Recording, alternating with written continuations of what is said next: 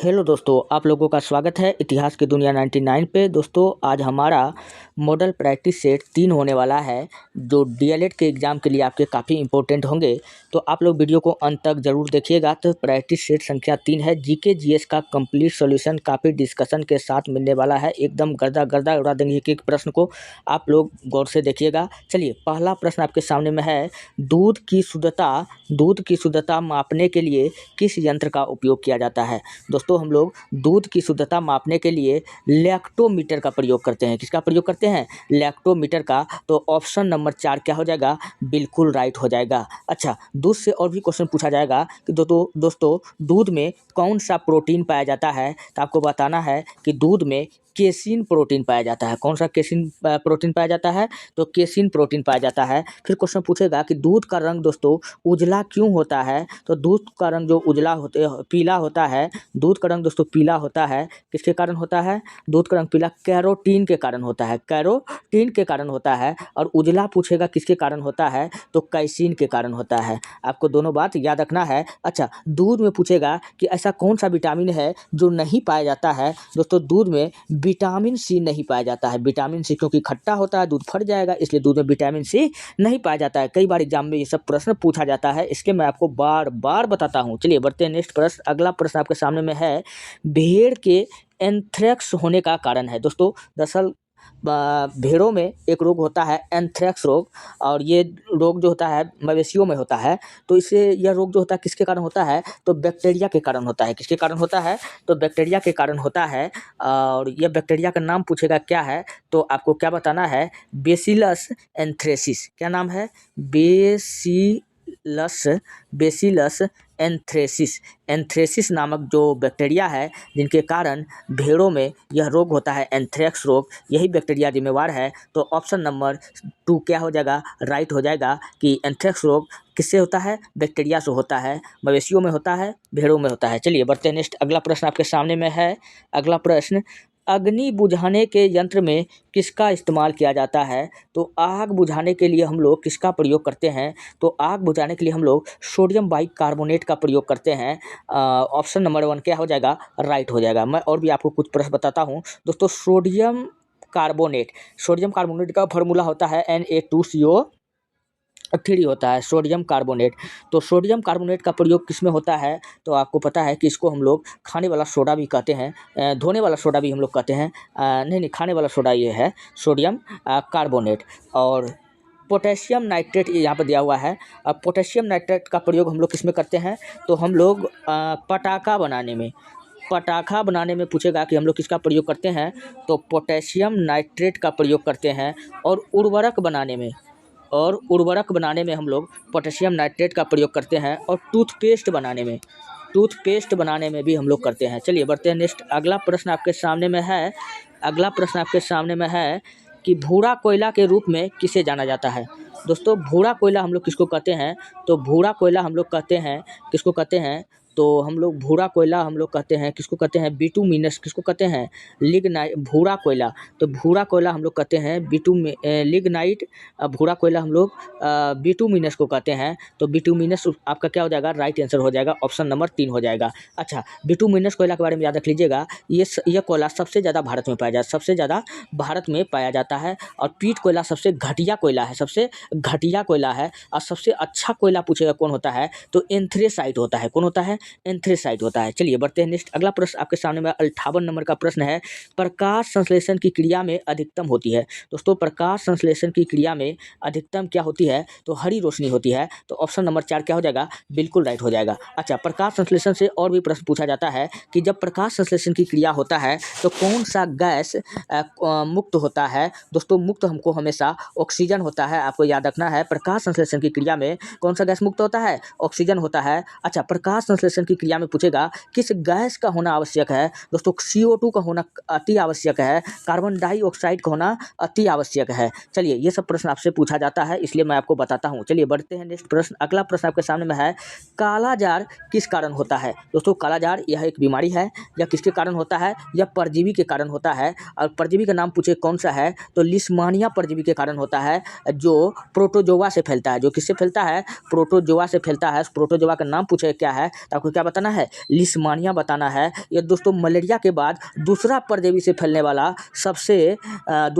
फैलने वाला रोग है, आपको ये बात याद रखना है। चलिए बढ़ते हैं नेक्स्ट। अगला प्रश्न आपके सामने में है, रक्त के थक्का को जमाने में क्या मदद करता है। दोस्तों रक्त का थक्का जमाने में क्या मदद करता है, तो खून का थक्का जमाने में जो है प्लेटलेट्स जिम्मेवार है। कौन है, प्लेटलेट्स जिम्मेदार है। अच्छा, अब क्वेश्चन पूछेगा कि रक्त का थक्का जमाने में किस विटामिन जिम्मेवार है। दोस्तों रक्त का थक्का जमाने में विटामिन के कारण रक्त का थक्का जमता है, आपको ये बात याद रखना है। फिर पूछेगा कि रक्त का थक्का जमाने में कौन सा आयन जिम्मेवार है। दोस्तों आयन का नाम पूछे तो आपको कैल्शियम बताना है। फिर पूछेगा रक्त का थक्का जमाने में कौन सा प्रोटीन सहायक है, तो प्रोटीन जब पूछेगा तो आपको बताना फाइब्रिनोजन। क्या बताना है, फाइब्रिनोजन जो है दोस्तों ये रक्त का थक्का जमाता है। तो उम्मीद करते हैं कि आपको ये सब अच्छा लग रहा है। दोस्तों अगर आपको वीडियो अच्छा लग रहा है, हेल्पफुल लग रहा है, तब आप हमारे चैनल को सब्सक्राइब कर लीजिए और वीडियो को लाइक कर दीजिए, जितना हो सके अपने दोस्तों में शेयर कर दीजिए।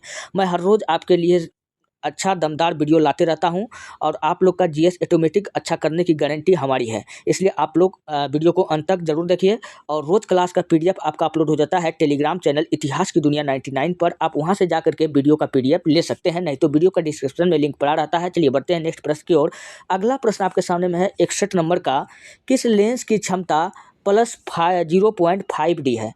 अच्छा, लेंस की क्षमता, दोस्तों लेंस की क्षमता का मात्रक क्या होता है। दोस्तों लेंस की क्षमता का मात्रक क्या होता है, डायोप्टर होता है। पहला प्रश्न आपको ये याद रखना है। और लेंस की क्षमता का फार्मूला दोस्तों क्या होता है, लेंस की क्षमता का जो फार्मूला होता है 1/f होता है। कितना होता है, 1/f। तो 1 यहाँ हो जाएगा, f का वैल्यू हमको कितना दिया हुआ है 0.5। कितना दिया हुआ है 0.5, यहाँ पॉइंट हटाएंगे तो ऊपर में 0 जाएगा, 5 दूना 10 हो जाएगा, यानी कि 2 यानी कि प्लस में यानी आ जाएगा 2 मीटर, 2 मीटर हो जाएगा। तो 2 मीटर प्लस में किसकी दूरी, अच्छा उत्तल लेंस। दोस्तों उत्तल लेंस क्या होता है, धनात्मक होता है। तो आज यहाँ ऑप्शन आप लोग देख लीजिए, तो यहाँ पर क्या दिया हुआ है, यह एक उत्तल लेंस है जिसकी फोकस दूरी 5 नहीं 2 मीटर आया है। 2 मीटर वाला हमको 3 और 4 नंबर का मात्र ऑप्शन दिख रहा है, तो ये दोनों तो गलती है।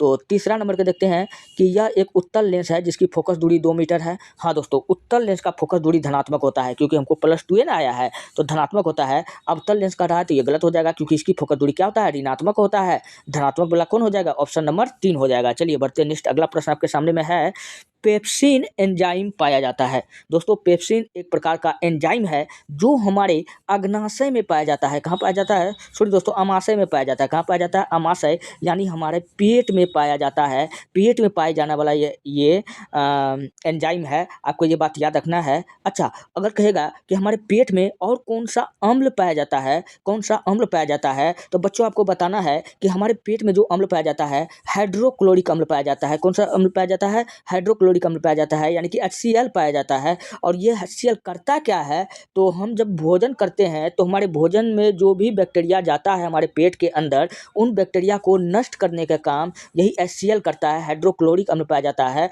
तो दोस्तों हमारे पेट में पाए जाने वाला एकमात्र अम्ल आपको याद रखना है हाइड्रोक्लोरिक अम्ल। चलिए बढ़ते हैं नेक्स्ट। अगला प्रश्न आपके सामने में है 62वां नंबर का प्रश्न हो गया। हम लोग 63 नंबर का प्रश्न की ओर बढ़ते हैं। तो प्रश्न भैया क्या है कि जरा दृष्टि के उपचार में किस दर्पण का प्रयोग किया जाता है। दोस्तों जरा दृष्टि के उपचार में हम लोग किस दर्पण का प्रयोग करते हैं, तो हम लोग जो करते हैं किसका करते हैं, बाइफोकल लेंस का प्रयोग करते हैं। तो ऑप्शन नंबर 4 क्या हो जाएगा, बिल्कुल राइट हो जाएगा। चलिए मैं और भी आपको कुछ बताता हूं दोस्तों। उत्तल दर्पण का प्रयोग हम लोग कहाँ करते हैं, दूर का वस्तु को नजदीक दिखाने में हम लोग उत्तल दर्पण का प्रयोग करते हैं। तो साइड मिरर में दोस्तों हम लोग किसका प्रयोग करते हैं, उत्तल दर्पण का प्रयोग करते हैं। जबकि अवतल दर्पण का प्रयोग हम लोग कहाँ करते हैं, चिकित्सा के क्षेत्र में किया जाता है। डॉक्टर द्वारा आंख, कान, गला आदि का चेक करने में पूछा जाएगा कौन सा दर्पण का प्रयोग होता है, तो अवतल दर्पण का प्रयोग होता है। आपको ये बात याद रखना है। चलिए बढ़ते हैं नेक्स्ट। अगला प्रश्न आपके सामने में है, निम्नलिखित में से कौन अनुवांशिक है। दोस्तों अनुवांशिक शब्द पूछेगा कौन दिया था, तो वाटसन ने दिया था। कौन दिया था, वाटसन ने दिया था। अच्छा, अनुवांशिक का पिता अगर पूछेगा कौन है अनुवांशिकता का पिता, तो आपको बताना ग्रेगर जॉन मेंडल। क्या बताना है, ग्रेगर जॉन मेंडल बताना है। यहाँ पर क्वेश्चन क्या पूछ रहा है, निम्नलिखित में कौन अनुवांशिक है। दोस्तों अनुवांशिक की सबसे छोटी इकाई जीन होता है। क्या होता है, जीन होता है। तो जीन यहाँ क्या हो जाएगा, अनुवांशिक होता है। तो ऑप्शन नंबर 1 क्या हो जाएगा, बिल्कुल राइट हो जाएगा। चलिए बढ़ते हैं नेक्स्ट। अगला प्रश्न आपके सामने में है, सोना में मिलाया जाता है। दोस्तों सोना में क्या मिलाया जाता है, दोस्तों सोना में शुद्ध जो सोना होता है, मैं आपको बता दूं कि शुद्ध सोना सोना से आप आभूषण नहीं बना सकते हो, इसलिए उसमें मिलावट किया जाता है। तो सबसे शुद्ध सोना पूछेगा कौन होता है, तो 24 कैरेट जो सोना होता है दोस्तों, अब क्या होता है, शुद्ध सोना होता है। आपको ये बात याद रखना है। और सोना में हम लोग क्या मिलाते हैं दोस्तों, क्या मिलाते हैं, तो सोना में तांबा मिलाते हैं। क्या मिलाते हैं, तांबा और चांदी मिलाते हैं। तो ऑप्शन नंबर ए क्या हो जाएगा, बिल्कुल राइट हो जाएगा। चलिए बढ़ते हैं नेक्स्ट, अगला है चिमनी में से धुआं किस सिद्धांत से बाहर निकलता है। दोस्तों चिमनी में से धुआं पूछेगा कि किस सिद्धांत से बाहर निकलता है, तो आपको बताना है कि संवहन के सिद्धांत के द्वारा बाहर निकलता है। तो ऑप्शन नंबर 4 क्या हो जाएगा, बिल्कुल राइट हो जाएगा। अच्छा, अब संवहन के सिद्धांत का और भी कुछ उदाहरण है। जैसे पूछेगा कि हवा का बहना किस सिद्धांत का उदाहरण है, तो आपको क्या बताना है, संवहन का सिद्धांत का उदाहरण है। फिर क्वेश्चन पूछेगा पानी का उबलना, पानी का उबलना। फिर क्वेश्चन पूछेगा शरीर में रक्त का संचार होना, ये सब किसका कारण है, तो आपको क्या बताना है, संवहन के सिद्धांत का कारण है। चलिए बढ़ते हैं नेक्स्ट, अगला प्रश्न आपके सामने में है ट्यूबलाइट के अंदर किसका मिश्रण होता है। ट्यूबलाइट के अंदर फटाफट आप लोग बताइए कि ट्यूबलाइट के अंदर किसका मिश्रण होता है, तो ट्यूबलाइट के अंदर मरकरी और आर्गन का मिश्रण होता है। तो ऑप्शन नंबर 1 क्या हो जाएगा, बिल्कुल राइट हो जाएगा। तो ट्यूबलाइट में हम लोग मरकरी और आर्गन का प्रयोग करते हैं, आपको याद होगा। अच्छा, और भी मैं आपको बताता हूं दोस्तों, बल्ब में दोस्तों बल्ब का फिलामेंट जो होता है वो किसका बना होता है, टंगस्टन का बना होता है। किसका बना होता है, टंगस्टन का बना होता है। अगर टंगस्टन का गलनांक पूछ लिया कितना होता है, तो 3380 डिग्री होता है। कितना होता है, 3380 डिग्री होता है। मैं जितना भी प्रश्न बता रहा हूं दोस्तों, ये अभी तक सभी एग्जाम में किसी न किसी एग्जाम में पूछा गया है। ये सारे प्रश्न हैं जो एग्जामिनर पूछते हैं, इसलिए आपको इन सारे प्रश्नों को ध्यान में रखना है। मैं ऐसे ही नहीं बता रहा हूँ, कई सारा एग्जाम निकालने के बाद मैं अपना एक्सपीरियंस मैं आपको बता रहा हूँ, इसलिए आपको ये सब प्रश्न जैसे मैं याद रखता हूँ, आपका दिमाग में ऐसे बैठ जाना चाहिए। चलिए बढ़ते हैं नेक्स्ट, अगला प्रश्न आपके सामने में है ऑटोमोबाइल में पीछे का ट्रैफिक देखने के लिए किस प्रकार का दर्पण प्रयुक्त किया जाता है। तो ऑटोमोबाइल में पीछे का ट्रैफिक देखने के लिए हम लोग पता है कि हम लोग साइड मिरर में हम लोग किसका प्रयोग करते हैं, उत्तल दर्पण का प्रयोग करते हैं। ये दूर का वस्तु का प्रतिबिंब नज़दीक में बनाता है। दूर का प्रतिबिंब कैसा बनाता है, नज़दीक में बनाता है और छोटा बनाता है। तभी तो आप देखते हो कि उतना बड़ा ट्रक कैसे एक छोटा सा आईना में कवर हो जाता है, कैसे घुस जाता है वो ट्रक, क्योंकि दूर का प्रतिबिंब को नज़दीक में और छोटा बनाता है। कौन दर्पण बनाता है, उत्तल दर्पण बनाता है। इसलिए आप गाड़ी का जब मोटरसाइकिल के पास जाइएगा, आईना में देखिएगा लिखा रहता है objects in the mirror are closer than they appear, मतलब जब वस्तु जब दर्पण के सामने होगा तो प्रतिबिंब छोटा बनेगा और नज़दीक में बनेगा, वहाँ पर यही इसका मतलब होता है। तो ऑप्शन नंबर 4 क्या हो जाएगा, बिल्कुल राइट होगा। चलिए बढ़ते हैं नेक्स्ट, अगला प्रश्न आपके सामने में है निम्नलिखित में से किस विकिरण में सबसे कम तरंगदैर्घ्य होता है। सबसे कम तरंगदैर्घ्य का अगर बात किया जाए तो आपको गामा किरण बताना है। क्या बताना है, गामा किरण बताना है। तो ऑप्शन नंबर 3 क्या हो जाएगा, बिल्कुल राइट हो जाएगा। चलिए बढ़ते हैं नेक्स्ट, अगला प्रश्न आपके सामने में है दृष्टि के अस्थायित्व का सिद्धांत किसके पीछे का सिद्धांत है। दोस्तों दृष्टि के अस्थायित्व का सिद्धांत जो है वो सिनेमा के पीछे का सिद्धांत है। तो ऑप्शन नंबर 2 क्या हो जाएगा, बिल्कुल राइट हो जाएगा। चलिए बढ़ते हैं नेक्स्ट, अगला प्रश्न आपके सामने में है 70 हो गया। और नेक्स्ट प्रश्न यहाँ देखिए 71 नंबर। अब यहाँ साइंस का सारा प्रश्न कवर हो गया। तो इसी मॉडल प्रैक्टिस सेट 3 का अब मैं जीके जीएस का जीके का करने वाला हूँ, सामाजिक विज्ञान का। चलिए पहला प्रश्न आपके सामने में है औद्योगिक क्रांति के दौरान सूती वस्त्र उद्योग में क्रांति लाने वाली स्पिनिंग जेनी का आविष्कार था। दोस्तों आविष्कारक था। तो सूती वस्त्र हमको पता है, सूती वस्त्र का अगर सर्वप्रथम मिल पूछेगा कब लगा था, 1854 में लगा था। कहाँ लगा था, कलकत्ता में लगा था। आपको ये बात याद होना चाहिए। तो कलकत्ता में लगा था। और सूती वस्त्र किससे बनता है, कपास से बनता है। तो सूती वस्त्र का विकास के लिए किसका प्रयोग किया गया था, तो स्पिनिंग जेनी का विकास किया गया था। किसका, स्पिनिंग जेनी का। और दोस्तों इसका प्रयोग ऊन या कपास से सूत काटने में प्रयोग किया जाता था। और इसका जो खोज हुआ था स्पिनिंग जेनी का, इसका खोज 1764 ईस्वी में हुआ था। कब हुआ था, 1764 ईस्वी में हुआ था। और इंग्लैंड के लंकाशायर में, कहाँ हुआ था, इंग्लैंड के में एक जगह है, कौन है, लंकाशायर, वहाँ पर इसका खोज हुआ था पहली बार। और खोज पूछेगा कौन किया था, तो जेम्स हारग्रीव्स ने किया था। तो ऑप्शन नंबर 3 क्या होगा, राइट होगा। चलिए बढ़ते नेक्स्ट, अगला प्रश्न आपके सामने में है विश्व विश्व का सबसे बड़ा रेगिस्तान कौन सा है दोस्तों? विश्व का सबसे बड़ा रेगिस्तान कौन सा हो जाएगा? तो विश्व का सबसे बड़ा रेगिस्तान दोस्तों सहारा है। कौन है? सहारा मरुस्थल है। तो ऑप्शन नंबर 1 क्या हो जाएगा? राइट हो जाएगा। चलिए मैं और भी कुछ मरुस्थल के बारे में बताता हूँ। गोबी मरुस्थल पूछेगा कहाँ है दोस्तों? चीन से मंगोलिया तक ये मरुस्थल फैला हुआ है। तो चीन में कहाँ है? यह चीन में है, आपको चीन बताना है। अगर उसी प्रकार थार मरुस्थल पूछेगा दोस्तों कहाँ है? तो थार मरुस्थल का अधिकांश भाग दोस्तों कहाँ पड़ता है? राजस्थान में पड़ता है, जबकि हरियाणा में भी कुछ भाग इसका पड़ता है, लेकिन राजस्थान आपको आंसर लगाना है, क्योंकि ज़्यादा भाग कहाँ पड़ता है? राजस्थान में पड़ता है। आपको ये बात याद रखना है। चलिए बढ़ते हैं नेक्स्ट। अगला प्रश्न आपके सामने में है, भारत सरकार की मोहर क्या है दोस्तों? भारत सरकार की मोहर क्या है? दरअसल दोस्तों मोहर जो है मौर्य वंश का एक चिन्ह है, जो भारत सरकार हमारे राष्ट्रीय चिन्ह में प्रयोग किया है। तो सारनाथ में अशोक स्तंभ के शीर्ष पर जो चिन्ह है वही क्या है? हमारा मोहर है। तो ऑप्शन नंबर 2 क्या हो जाएगा? बिल्कुल राइट हो जाएगा, जो हमारे चक्रवर्ती सम्राट अशोक के नाम पर है। चलिए बढ़ते हैं नेक्स्ट। अगला प्रश्न आपके सामने में है, निम्नलिखित में से किस भारतीय राज्य का सबसे लंबी तटरेखा है? सबसे लंबी तटरेखा किसका है? तो सबसे लंबी तटरेखा गुजरात का है। कितना है? 1900। कितना है? 1900। गुजरात का कितना है? आप लोग फटाफट कमेंट में बताइए। गुजरात का कितना हो जाएगा? 1900 होगा। कितना होगा? 1900 होगा। चलिए, और सबसे कम अगर पूछा जाए कि सबसे कम पूछा जाए कि किसका है, तो आंध्र प्रदेश और तमिलनाडु का होगा। 1900 किलोमीटर इसका होगा, और आंध्र प्रदेश दूसरे नंबर पर है और तमिलनाडु तीसरे नंबर पर है। अच्छा, फिर क्वेश्चन पूछा जाएगा, भारत की कुल तटरेखा, अगर भारत की कुल तटरेखा अगर पूछा जाए, कुल तटरेखा, तो आपको बताना 7517 किलोमीटर। कितना बताना है? 7517 किलोमीटर है। चलिए बढ़ते हैं नेक्स्ट। अगला प्रश्न आपके सामने में है, राजा राम मोहन राय किसके संस्थापक थे? दरअसल राजा राम मोहन राय वो किसके संस्थापक थे? तो वो ब्रह्म समाज के संस्थापक थे। किसके संस्थापक थे?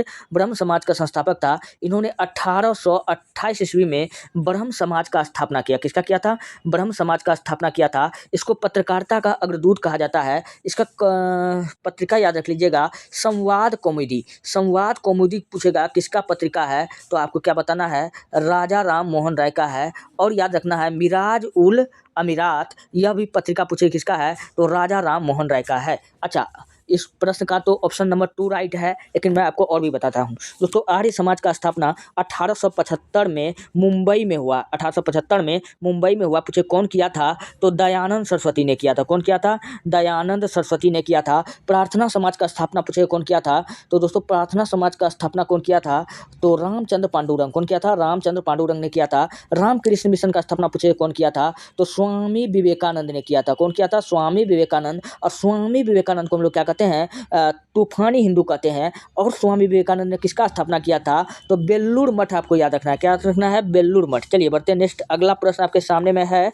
76 नंबर का, भारत की पहली विद्युत रेल डेक्कन क्वीन किनके बीच चलाई गई थी? तो भारत की पहली रेल जो है डेक्कन क्वीन, वो किनके बीच चलाई गई थी? वो मुंबई और पुणे के बीच चलाई गई थी। तो ऑप्शन नंबर 3 क्या हो जाएगा? और राइट हो जाएगा। अच्छा, और भी आपसे क्वेश्चन पूछ सकता है कि भारत में पहली बार ट्रेन कब चला था, तो पहली बार अगर ट्रेन पूछे तो 1853 ईस्वी में। उस ट्रेन का नाम पूछेगा क्या था, तो ब्लैक ब्यूटी। क्या बताना है? ब्लैक ब्यूटी बताना है। चलिए, अगर अच्छा दोस्तों, अगर आपसे पूछेगा कि ऐसा ट्रेन बताइए जो कोयला से चलती थी, तो आपको बताना फेरी क्वीन। क्या बताना है? फेरी क्वीन। और इस फेरी क्वीन में दोस्तों 3 इंजन था, जिसका नाम था सिंध, साहिवा और सुल्तान। चलिए बढ़ते हैं नेक्स्ट। अगला प्रश्न आपके सामने में है, किस शासक ने भारत में तुगलक वंश की नींव रखी थी? तो तुगलक वंश दोस्तों सर्वाधिक भारत में राज करने वाला वंश था। आपको ये बात याद रखना है। दिल्ली सल्तनत का सबसे लंबा वंश था। दिल्ली सल्तनत का पूछेगा सबसे लंबा वंश कौन था, तो तुगलक वंश था। और इन्होंने 94 वर्ष तक राज किया। कितना वर्ष तक? 94 वर्ष तक राज किया। और तुगलक वंश का स्थापना पूछेगा कौन किया था, तो गयासुद्दीन तुगलक ने किया था। कौन किया था? गयासुद्दीन तुगलक ने किया था। और गयासुद्दीन तुगलक का ही बेटा कौन हुआ? मोहम्मद बिन तुगलक, जिसको हम लोग सनकी बादशाह, अधर्मी सुल्तान, स्वप्नशील बादशाह, विद्वान मूर्ख इत्यादि नाम से हम लोग इसको जानते हैं।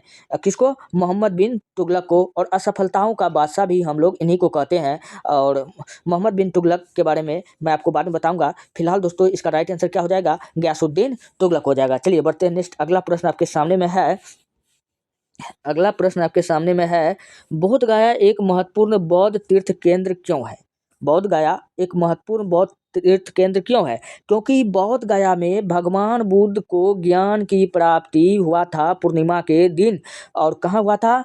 आपको याद रखना है कि पीपल वृक्ष के पास हुआ था। और नदी पूछेगा कि किस नदी के पास में हुआ था, तो आपको निरंजना बताना है। क्या बताना है? निरंजना नदी के पास हुआ था। दिन पूछेगा कौन था, तो पूर्णिमा का दिन था। आपको ये बात याद रखना है। तो खोजिए इस टाइप का ऑप्शन आपको कहाँ दिख रहा है। तो ऑप्शन हम लोग देखते हैं कि क्योंकि गौतम बुद्ध ने यहाँ निर्माण प्राप्त किया था। गलत बात है। महात्मा बुद्ध का निर्माण बोध गया में थोड़ी हुआ था, मरा थोड़ी था यहाँ पर। ये कहाँ पे मरा था? तो महात्मा बुद्ध का मृत्यु हुआ था कुशीनगर में। आपको ये बात याद रखना है, कुशीनगर में हुआ था।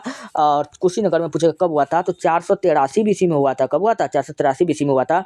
फिर दूसरा नंबर का ऑप्शन में है क्योंकि गौतम बुद्ध ने ज्ञान प्राप्त करने के बाद यहाँ अपना पहला उपदेश दिया था। ये भी बात गलत है। महात्मा बुद्ध ने अपना पहला उपदेश दोस्तों कहाँ दिया था? सारनाथ में दिया था। कहाँ दिया था? सारनाथ में दिया था। सारनाथ में दिया था। सारनाथ का पुराना नाम पूछेगा क्या है, तो आपको होता है मृगदाव। मृगदाव से भी इसका पुराना नाम क्या था? तो ऋषि पत्तन इसका नाम था। तो ये भी ऑप्शन क्या है? गलत है। और दूसरा ऑप्शन को पढ़ते हैं, क्योंकि गौतम बुद्ध ने यहाँ ज्ञान प्राप्त किया था। बिल्कुल सही बात है, क्योंकि बोध गया में भगवान बुद्ध को क्या हुआ था? ज्ञान की प्राप्ति हुई थी। तो ऑप्शन नंबर 2 क्या हो जाएगा? 2 राइट हो जाएगा। और एक कहता है क्योंकि गौतम बुद्ध यहाँ पैदा हुए थे। यहाँ थोड़ी हुआ था, नेपाल के लुम्बिनी वन में 563 बीसी में भगवान बुद्ध का जन्म हुआ था। तो यहाँ थोड़ी हुआ था, बोध गया में थोड़ी हुआ था। तो ऑप्शन नंबर 2 क्या हो जाएगा? राइट हो जाएगा। कोई बोलेगा क्या? कोई नहीं बोलेगा। चलिए बढ़ते हैं नेक्स्ट प्रश्न। अगला प्रश्न आपके सामने में है, महात्मा गांधी ने भारतीय राष्ट्रीय कांग्रेस का निम्नलिखित सत्रों में से किसकी अध्यक्षता की थी? तो महात्मा गांधी ने कांग्रेस का एकमात्र अधिवेशन दोस्तों किया था। आपको बताना है उस अधिवेशन का नाम। आपको बताना है उस अधिवेशन का नाम। तो आपका आंसर राइट कौन हो जाएगा? ऑप्शन नंबर 3 हो जाएगा। 1924 का बेलगांव अधिवेशन। बेलगाम अधिवेशन जो कहाँ किया था? कर्नाटक में। बेलगांव कहाँ पड़ता है भैया? कर्नाटक में पड़ता है। यहाँ पर महात्मा गांधी ने कांग्रेस का एकमात्र अधिवेशन किया था। आपको ये बात याद रखना है। अच्छा, कांग्रेस का एकमात्र अधिवेशन बताइए जो गांव में हुआ था। जो गांव में हुआ था, गांव में हुआ था। आप लोग फटाफट उसका नाम बताइए, वो कौन सा अधिवेशन था? तो आप बताइएगा फैजपुर अधिवेशन। कौन सा? फैजपुर अधिवेशन। अच्छा, कांग्रेस का एकमात्र अधिवेशन बताइए जिसमें हाँ, कांग्रेस का एक ऐसा अधिवेशन बताइए जिसमें क्या हुआ था कि नहीं, कांग्रेस का प्रथम महिला अध्यक्ष बताइए। कांग्रेस का प्रथम महिला अध्यक्ष, तो आपको क्या बताना है? Annie Besant. क्या बताना है? एनी बेसेंट बताना है। कांग्रेस का प्रथम अगर पूछेगा भारतीय महिला अध्यक्ष, तब आपको बताना है सरोजनी नायडू। क्या बताना है? सरोजनी नायडू बताना है।